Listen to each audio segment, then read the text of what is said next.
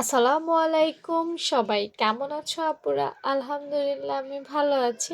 চলে এসেছি আজকে বড়দের হিসাবের একটা ড্রয়িং মেজারমেন্ট নিয়ে।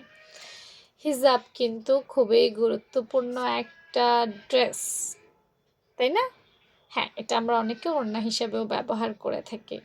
বাইরে যাওয়ার ক্ষেত্রে ব্যবহার করি, ঘরে অনেকে মেহমানদের সামনে অর্থাৎ বাইরের লোকদের সামনে ব্যবহার করে থাকি। আর নামাজের জন্য তো অপরিহার্য একটা বিষয়।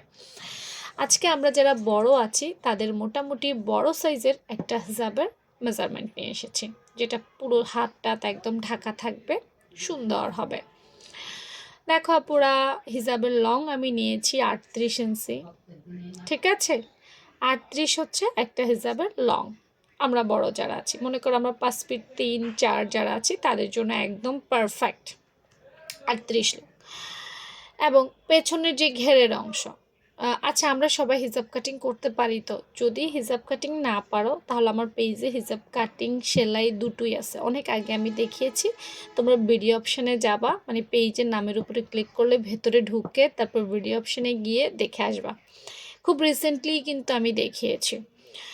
তো পেছনের বা ঘেরের অংশ, এটা অনেকে বলতে পারে উপরে কেন, এটা আসলে পেছন বা ঘেরের অংশ, তো তাই পেছন বা ঘেরের অংশ নিবা 43 ইঞ্চি।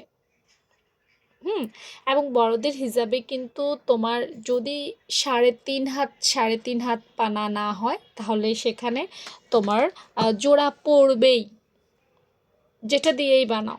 বড়দের যেটা দিয়েই বানাও কাপড়, সেটাতে জোড়া পড়বেই। তো পেছনের অংশ কর্নারটুকু হয়তো তোমাকে এতটুকু জোড়া দিতে হতে পারে, জোড়া দিবা। এবার আসো মুখের পট্টির অংশ। এই যে আমি একটা পট্টির মেজারমেন্ট করছি, সেটা হচ্ছে 2.5 ইঞ্চি দিয়েছি আমি চওড়াটা, ওই যে সামনে যেটা থাকে কপালের উপরে ওইটার কথা বলছি। আর এইখানে আমি 3.5 ইঞ্চি নিয়েছি, অর্থাৎ এখানে বড়দের, অর্থাৎ এইটা পারফেক্ট একটা মেজারমেন্ট। সেলাইয়ের পর আরও আধা আধা কমে যাবে আর কি। হিজাবের পট্টিটা একটু, এটা পারফেক্ট, একটু কমায় বাড়ায় দিলেও খুব একটা অসুবিধা আসলে হবে না।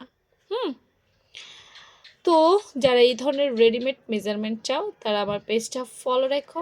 আর ছোটদের বা বড়দের বা অন্য কোনো সাইজের দেখতে চাও কিনা সেটাও আমাকে জানাতে পারো। আর বাকি আছে মুখের অংশ, এটা আসলে সেলাইটা দেখলে ভালো বুঝতে পারবা, এটা আমি সেলাইয়ের মধ্যে ভালো করে বুঝিয়ে দিয়েছি, এইখানে এটা লেখা সম্ভব না আমি জানি। আবার অনেক আপু এই ভিডিওটা দেখার পর কমেন্ট করবে আপু মুখের মাপটা কোথায়। আসলে মুখের মাপটা যার যার বডি থেকে নিতে হয়, তো সেজন্য দেওয়া হয়নি। আল্লাহ হাফেজ।